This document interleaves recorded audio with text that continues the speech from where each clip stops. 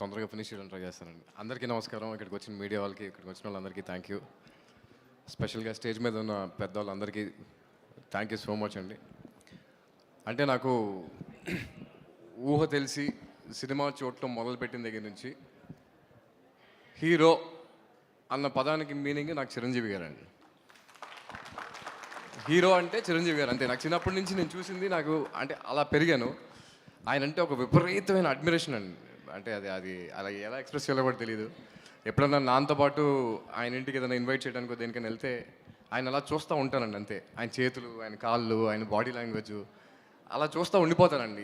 దేనికి వెళ్ళాం, ఏదో మాట్లాడటానికి వెళ్ళేదో పని మీద వెళ్ళాం, మొత్తం మర్చిపోతాను నేను. ఒక ట్రాన్స్లో ఉంటాను. ఆయన ఆరా అలాంటిది. అండ్ నాకు బాగా గుర్తుండి ఒక ఇన్సిడెంట్, నాకు అది ఒకసారి మీతో షేర్ చేసుకుందాం అనుకుంటున్నాను. ఇంద్ర సినిమాలో చిరంజీవి గారి వీణ స్టెప్ ఆబ్వియస్లీ అది అందరికి తెలిసింది. ఆ సినిమా రిలీజ్ అవ్వకముందే నాన్న వెళ్ళి ఆ సాంగ్ చూసి వచ్చారండి. చూసి వచ్చిన తర్వాత ఇంట్లో వర్షం పడుతుంది. వర్షం పడుతుంటే నాన్న వెళ్ళి బయట డ్యాన్స్ చేస్తున్నారు. దేనికి అడిగితే అసలు ఆ సాంగ్ ఏంట్రా, చిరంజీవి గారు డ్యాన్స్ ఏంటని ఆయన మొత్తం, నేను ఫస్ట్ టైం ఎవర్ అంటే నేను ఆయన ఆ లెవెల్ ఆఫ్ ఎక్సైట్మెంట్ నేను ఎప్పుడు చూడలేదండి. అంటే లోపల నుంచి వచ్చింది, అక్కడి నుంచి వచ్చారు, ఆ ఎనర్జీతో వచ్చారు, ఆ జోష్లో వచ్చి వర్షం పడతా ఉంటే బయటికి వెళ్ళిపోయి నుంచి డాన్స్ చేస్తున్నారు. నాకు అర్థం కాలే ఏంటి అంటే, ఇలా చిరంజీవి గారు సాంగ్ చూసి వచ్చాను రా, అసలు ఆయన మామూలుగా చేయలేదు, ఎర్రగా తీశారు అంతే. అదే ఎనర్జీ నాకు ఇంకా హెడ్లో రన్ అవుతుంది.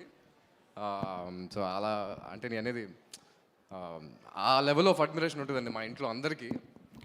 చిరంజీవి గారు థ్యాంక్ యూ సో మచ్ అండి, ఇక్కడికి వచ్చినందుకు, నన్ను బ్లెస్ చేసినందుకు.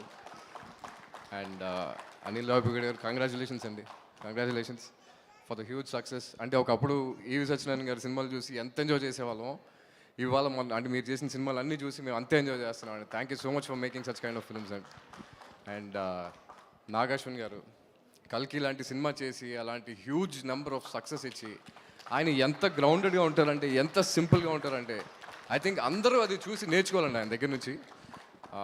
Thank you for being so humble and so grounded అండి.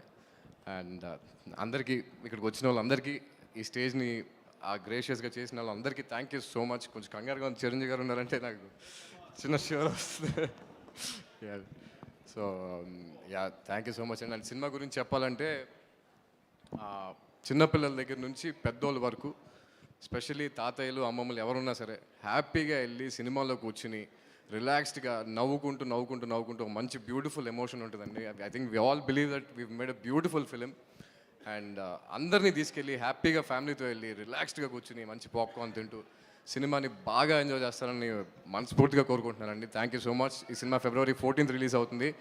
అండ్ అంటే ఇంకెక్కువ డిలే చేయకూడదు. బట్ టీం అందరికీ, ఎవరైతే సపోర్ట్ చేశారో, ప్రొడ్యూసర్ రాహుల్ గారికి, నిఖిల్ గారికి, యాక్టర్స్కి, మ్యూజిక్ డైరెక్టర్కి, ఎడిటర్కి, అందరికీ పేరు పేరున thank you so much. And S and February 14th release అవుతుంది. మీరు అందరూ తప్పకుండా చూసి ఆదరిస్తారని మనస్ఫూర్తిగా కోరుకుంటున్నానండి. Thank you so much.